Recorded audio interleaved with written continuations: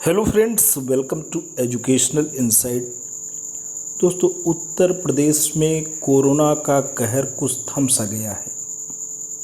1 जून से दुकानों में रौनक होगी और 1 जून से कुछ शहर नई गाइडलाइंस के साथ दोस्तों सामने आ रहे हैं। कोरोना की रफ्तार दोस्तों कम हो गई है। कोरोना हम लोगों के बीच से दोस्तों जुदा हो जाए, क्योंकि सरकार का प्रयास और हमारे हृदय में जो दुआ है वो दुआ वाकई वहाँ तक जाए जहाँ ईश्वर का वास है, जहाँ ईश्वर का अंतर्मन है, जहाँ ईश्वर का हृदय है। वो करुणामयी ईश्वर हमारी आवाज़ को, लोगों की वेदना को, लोगों के दर्द को महसूस करे। और अब कोरोना का कहर दोस्तों कम हो रहा है। कोरोना पूरी तरीके से मुक्त हो तो मन और हृदय को पूरी शांति मिलेगी। आते हैं, देखते हैं कि कोरोना की जो नई गाइडलाइंस आई हैं उसमें कैसे दुकानें खुलेंगी, कैसे सरकारी कार्यालय कार्य करेंगे, कौन से प्रोटोकॉल को फॉलो करना है। दोस्तों, आप देख सकते हैं ये पत्र जो जारी हुआ है, इसके प्रेषक श्री राजेंद्र कुमार तिवारी हैं। आप मुख्य सचिव हैं उत्तर प्रदेश शासन में। और ये पत्र दोस्तों समस्त सक्षम अधिकारियों को जारी हुआ है। समस्त मंडलायुक्त को, पुलिस आयुक्त लखनऊ, गौतम बुद्ध नगर, कानपुर नगर, वाराणसी और समस्त मंडलायुक्त, अपर पुलिस महानिदेशक समस्त जोन उत्तर प्रदेश को, समस्त पुलिस महानिरीक्षक, पुलिस उप महानिरीक्षक रेंज उत्तर प्रदेश और समस्त जिलाधिकारी, वरिष्ठ पुलिस अधीक्षक उत्तर प्रदेश शासन। 30 मई 2021 को पत्र यानी आज जारी हो रहा है। और यहाँ पे दोस्तों ये बात हो रही है कि गतिविधियों को अब शुरू कर देना है। गतिविधियाँ क्या शुरू होंगी? 1 जून 2021 की प्रातः 7 बजे से तक वो आदेश यानी पहले के जो हैं कोरोना गाइडलाइंस के वो लागू रहेंगे। लेकिन 1 जून 2021 से प्रातः 7 बजे से सायं 7 बजे तक कोरोना कर्फ्यू में निम्नवत गतिविधियां इस शर्त के साथ अनुमन्य होंगी कि रात्रिकालीन कर्फ्यू 7 बजे से यानी रात 7 बजे से सुबह 7 बजे तक लागू रहेगा एवं शनिवार व रविवार को भी साप्ताहिक बंदी कोरोना कर्फ्यू लागू रहेगा। अब दोस्तों इसमें जो बात हो रही है, ख़ास तौर पे इसे ध्यान दें कि ये सुबह 7 से शाम 7 बजे तक कोविड कंटेनमेंट जोन को छोड़कर खोलने की अनुमति सप्ताह में 5 दिन होगी।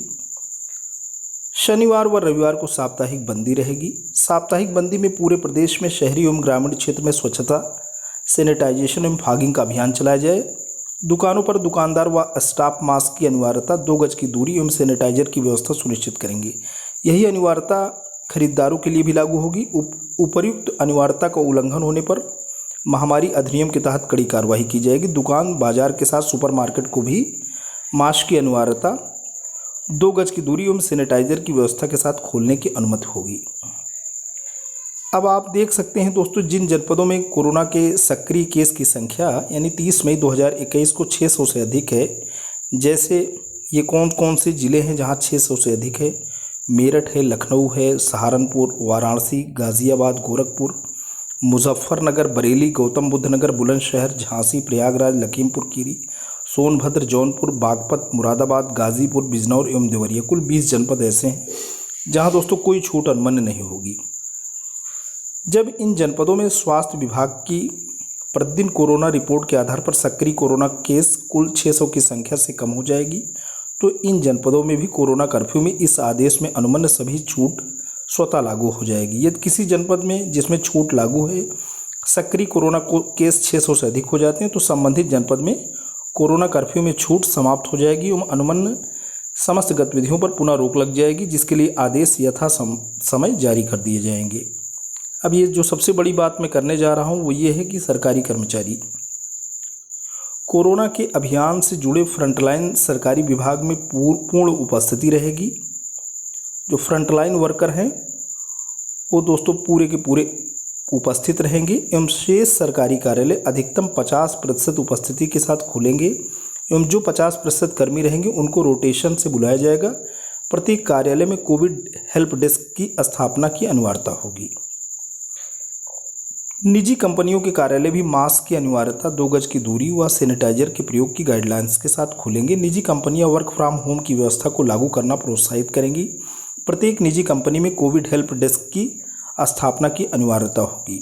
औद्योगिक संस्थान खुले रहेंगे एवं इन संस्थानों में कार्यरत कर्मियों को अपने ID कार्ड या इकाई के प्रमाण पत्र के आधार पर आने जाने की अनुमति प्रदान की जाएगी। प्रत्येक औद्योगिक इकाई में कोविड हेल्प डेस्क की स्थापना की अनिवार्यता रहेगी।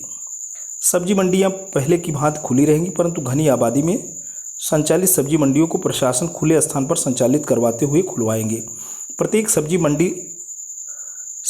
मंडल स्थल में कोविड हेल्प डेस्क की स्थापना की अनिवार्यता होगी।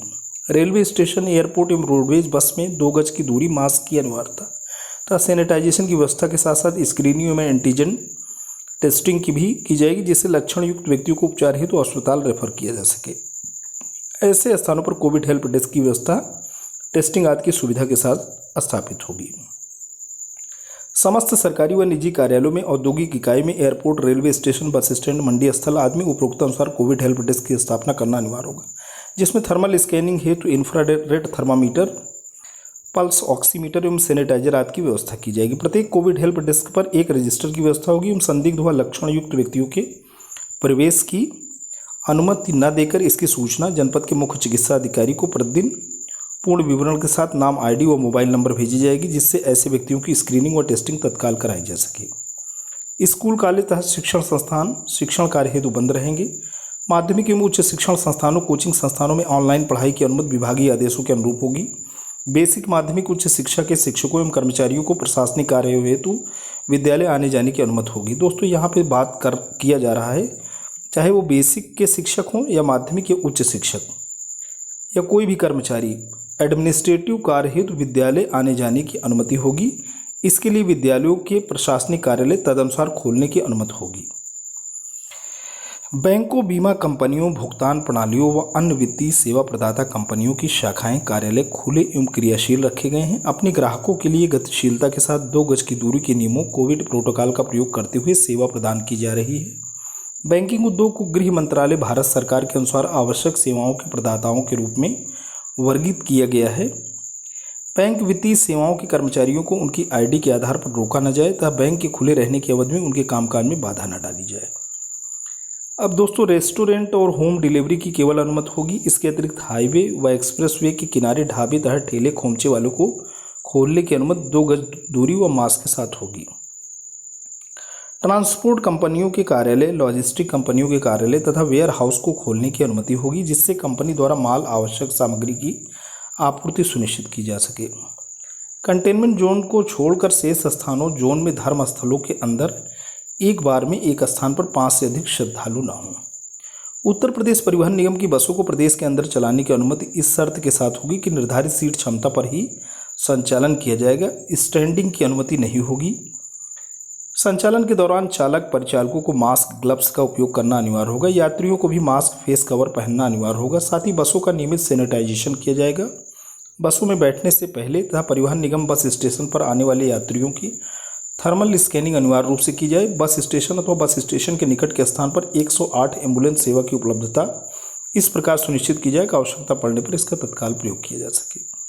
दोपहिया वाहनों को निर्धारित सीट क्षमता के अनुसार चलने की अनुमति होगी। दोपहिया वाहन पर यात्रा करने वाले व्यक्तियों को हेलमेट, मास्क, फेस कवर पहनना अनिवार्य होगा तथा 3 पहिया वाहन ऑटो रिक्शा में चालक के साथ अधिकतम 2 यात्री, बैटरी चालित ई-रिक्शा में चालक सहित 3 व्यक्ति एवं 4 पहिया वाहनों पर केवल 4 व्यक्तियों के बैठने की अनुमति होगी।